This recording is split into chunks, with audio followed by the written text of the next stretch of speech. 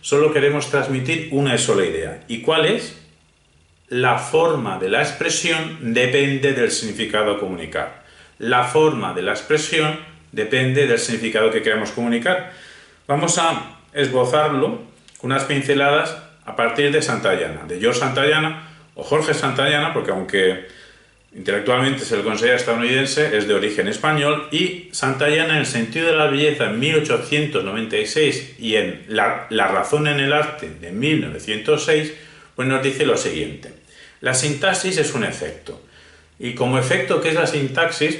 Pues a lo que apela, a lo que induce, a lo que nos está conectando es con ciertas distinciones mentales. Vale, ya sabemos que la sintaxis apela a distinciones mentales. ¿Y estas distinciones mentales han aparecido de la nada en nuestro cerebro? No. Estas distinciones mentales dejan su huella en la sintaxis, pero es que a su vez estas distinciones mentales, ellas son marcas. ¿Marcas de qué? Pues marcas del medio social compartido. Hay un medio social compartido, su efecto es ciertas marcas que nos deja en el cerebro, en nuestros estados mentales, y eso se refleja cuando nosotros representamos contenidos a través de la sintaxis.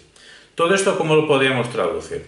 Podemos traducir con una frase que es de Antonio Domínguez de Rey, un fenómeno actual muy potente, muy importante, español, gallego en particular, que define, sintetiza todo lo que quiere decir Santayana con la siguiente expresión: los fonos como representación intencionada del mundo.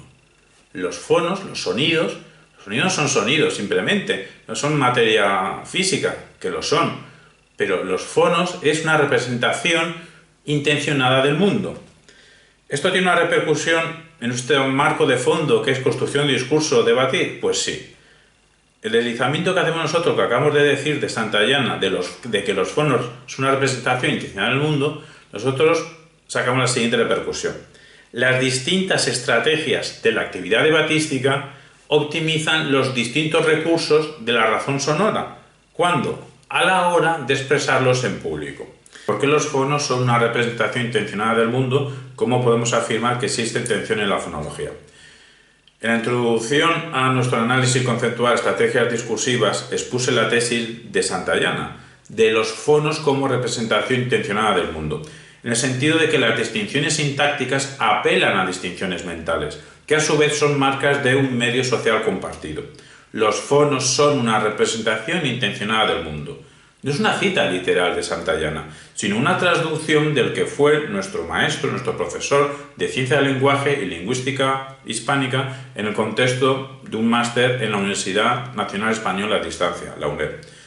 Y nos sentimos discípulo agradecido de Antonio Domínguez de Rey. Los sonidos no son solo materia física, también son materia intencional, en cuanto a cierta representación del mundo. Nosotros extrapolamos esta idea al mundo del debate en el sentido de que la sonoridad constituye la materia física para darle la racionalidad concreta a ese tipo de estrategias que aparecen como discursos.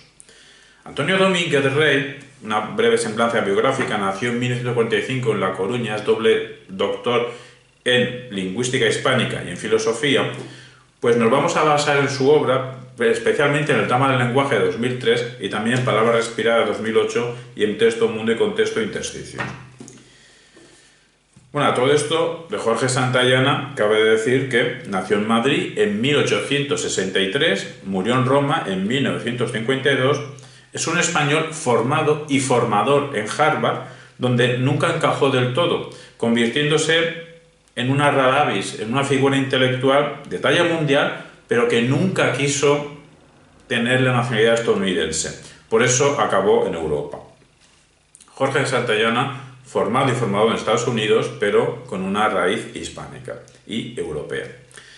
Pues Jorge Santayana posee un pensamiento que se articula en un sistema filosófico que descansa en una idea dinámica de la materia. Esto quiere decir que toda una arquitectura crítica de formas y objetos resulta de la exploración de las posibilidades resultantes del hecho de que la materia no se caracteriza por la estabilidad, por la fijación perenne, sino por el dinamismo, al punto de que cierta modalidad de la materia tan dinámica llega a ser que es capaz de interpretarse. Y cuando la materia alcanza a interpretarse, estamos ante la conciencia. ¿Y cómo se da esta omnicomprensión? Hombre, si no omni, esta comprensión plural de muchos fenómenos, a través de la propia interpretación. Pues a través de la actividad operativa del pensamiento. Así pues, podemos caracterizar el sistema filosófico de Santayana como el discurso crítico del dinamismo formal de la materia. Aprovechamos para ubicarlo oficialmente en la nómina estadounidense del pragmatismo y por eso, según nosotros, en la concepción analítica de la filosofía, no en una concepción estrecha de filosofía analítica como filosofía meramente lingüística, sino en una amplia tradición analítica contraria al mero idealismo, pensando la vinculación lenguaje-pensamiento de forma clara, expresándose con claridad expresiva. Si supone un problema el adjetivo analítico, porque puede confundir, porque existe la filosofía analítica, pues podemos utilizar otro adjetivo como resolutivo. Habría ciertos tonos filosóficos de operar filosóficamente que podemos denominar resolutivos, en contraposición por otros tonos que no resuelven nada por su oscuridad, por su ambigüedad y que entorpecen la claridad de nuestro pensamiento para aclarar nosotros mismos, aclarar los problemas y las complejidades que nos atraviesan. Y en concreto, la aportación de Santayana a esta amplia concepción analítica o resolutiva de la filosofía viene dada por su asignación de realidad a la realidad cognoscente, a una perspectiva, siendo así todo esto una perspectiva decisiva para la teoría del conocimiento y sobre todo para la lingüística considerada como ciencia. Un pensamiento potente lo es al margen de su originalidad. Y la tesis de Santayana del dinamismo formal de la relación cognoscente, esa tesis que él puso en inglés, pues en la misma época, 4 o 5 años arriba o abajo, o máximo una década, ya se estaba poniendo también en alemán bajo la cabeza de Husserl. También se puso en latín bajo la cabeza de Suárez y se puede decir que también se puso en griego bajo la cabeza de Aristóteles. Todos con algún punto de intersección en sus particulares maneras de entender la interrelación de la mente con la materia. Y la peculiaridad de Santayana sería un materialismo que por influencia, simpatía, contagio positivo con Peirce podríamos denominar materialismo semiótico. Pero un materialismo que por apoyarse en el dinamismo formal de la materia no es un mero reflejo de la realidad. La conciencia no sería un espejo. Entonces, esa conformación en la que la materia alcanza a interpretarse no puede ser una mera representación especular del mundo, sino una representación intencionada. Pero ¿cómo va a ser posible la acción procesiva de la conciencia? Pues a través de una vibración de la materia en el cuerpo que constituye un trasfondo vital. En el materialismo concreto de Santayana encontramos los conceptos de vida de Ortega y el concepto de cuerpo de Merleau-Ponty. Porque en Santayana lo abstracto se concreta, o más bien necesita concretarse, en cualidades vibrátiles. Cuando en distintas lenguas designamos supuestamente un mismo referente, no estamos expresando lo mismo, porque cada palabra corresponde a una forma e intuición diferenciada. Una diferencia que se articula a través de distintas vibraciones que son distintos sonidos. Todo esto que estamos diciendo de la tesis materialista de Santayana, de que las formas implican modos perceptivos inherentes, lo sintetiza Antonio Domínguez Rey en la fórmula de carácter simbólico de la formalización del sonido. Una tesis también presente en la filosofía de las formas simbólicas del alemán Ernst Cassirer, que también se le puede incluir en una concepción resolutiva de la filosofía, quien entre 1923 y 1929 publicó su explicación comprensiva del ser humano, como un ser que se expresa intencionalmente en sistemas de símbolos, llegando a afirmar Domínguez Rey, en la página 65 del Drama del lenguaje, que entre los sonidos y los objetos representados se establecen correspondencias intrínsecas al formar parte conjuntamente de una estructura procesual y representativa. Y es que en el materialismo de Santayana, para comprender el fenómeno verbal, debemos comprender la contribución de la materialidad animada de sonido. La proposición los fonos son una representación intencionada del mundo, sería un reconocimiento del efecto del cuerpo en la expresividad del proceso cognoscente, según el materialismo de Santayana. ¿Cómo va a desarrollarse la estructura del lenguaje sino como un fluido dinámico, como un fluir dinámico? Y al ser la estructura del mundo en el proceso cerebral también dinámica, los dos conceptos clave para entendernos son dinamismo e intencionalidad. Como dice Domínguez de Rey en la página 65 del Drama del lenguaje, la forma gramatical que el análisis descubre en el lenguaje evidencia una intención implícita, consciente o inconsciente. Y en la página 66 nos dice que Santayana construye su materialismo en el intento, en el propósito intencional. A continuación voy a decir una cita larga de Domínguez Rey. Resulta importante para la lingüística el hecho de considerar la forma de la expresión como un efecto del significado, porque el significado verdaderamente procesual comprende el instante fundacional del sonido, como representación intencionada, corporizada, de mundo. Si no fuera así, la inercia dinámica de la materia sería incognoscible. Las diferencias formales del sonido permiten distinguir entonces las del contenido. Al contenido pertenece incluso aquel valor modal de las expresiones, el tono, el timbre, la inflexión de la voz, que lo matizan y lo diferencian. En las formas gramaticales reconocemos parte de la operación intencional, significante, del pensamiento, y esto ya es también el alma del lenguaje. Cerramos la cita de Domínguez Rey. Es decir, el sonido se corporeiza mediante un proceso formal, en forma expresiva como intento, como proceso intencional, ya desde el nivel sintáctico. Y es que, como dice Santayana, la sintaxis también es positivamente representativa. En la misma línea, Croce decía que el sonido articulado implica el hecho expresivo. Y Croce lo decía por la misma época, porque esto lo escribió en 1904. Repetimos lo de Croce, pues no ha quedado claro. El sonido articulado implica el hecho expresivo. Las ideas lingüísticas que constituyen el conocimiento lingüístico de Santayana encuentran su fundamento en el carácter simbólico del lenguaje y del pensamiento, apoyado en la función intencional. Pero este intendere no puede sustentarse en el vacío. Se corporiza en el flujo subyacente de la materia, la vibración de la sonoridad. Vibraciones sonoras que se acumulan en una estructura perceptiva que vincula dichas vibraciones desde la materia a la conciencia.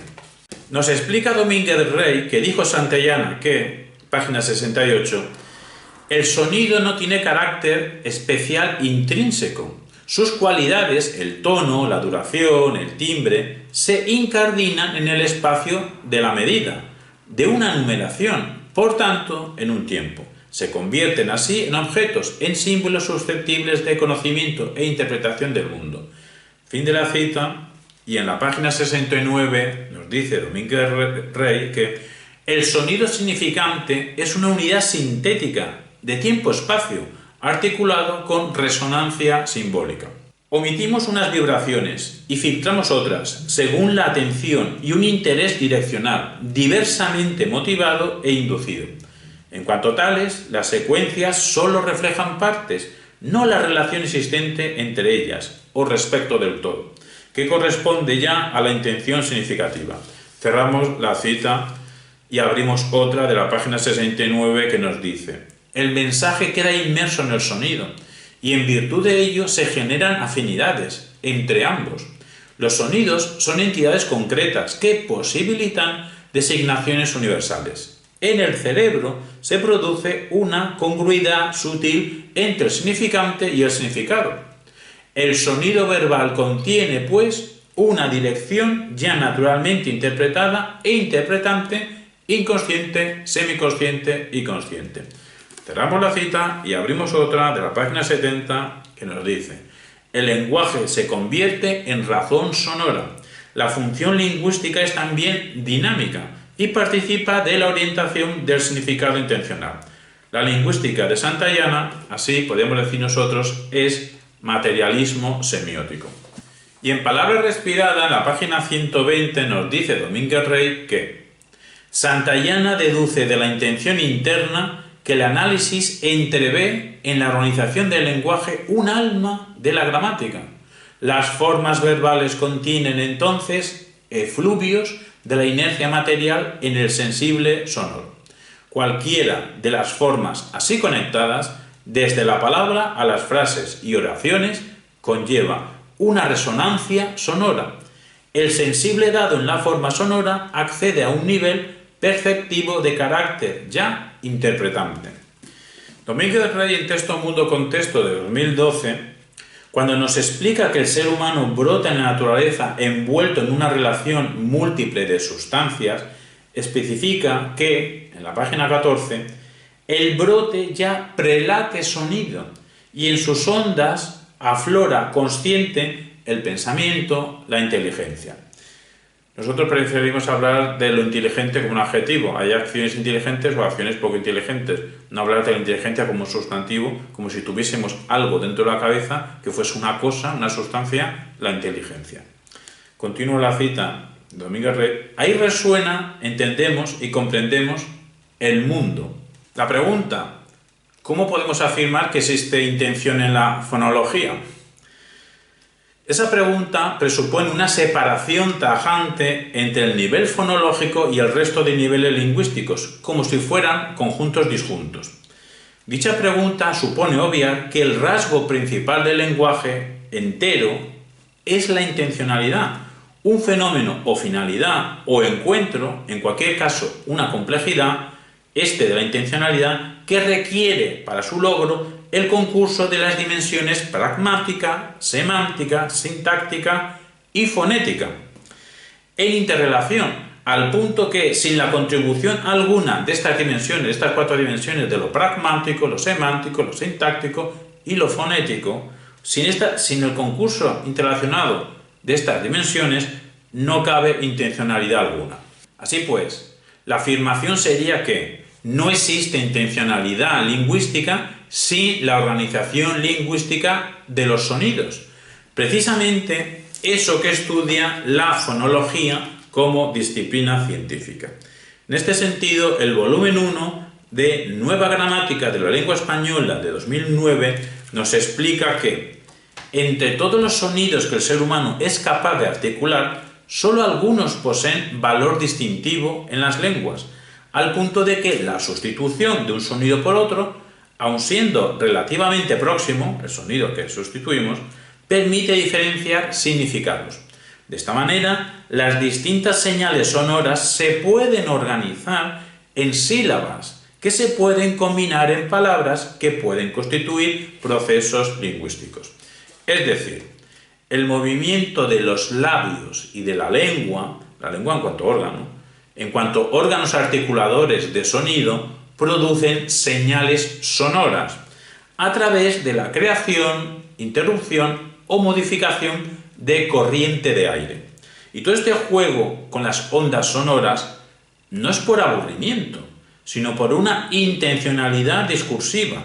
Asimismo, cuando escuchamos a alguien, no es para entretenernos con su acústica, sino para percibir en su producción de unidades fonéticas un sentido. La fonología nos explica que los fenómenos presentan distintas realizaciones fonéticas concretas en función de factores diversos, según las variantes contextuales de los fonemas, y es que un fonema puede sufrir diferentes procesos de transformación en función de su integración en estructuras fonológicas más complejas.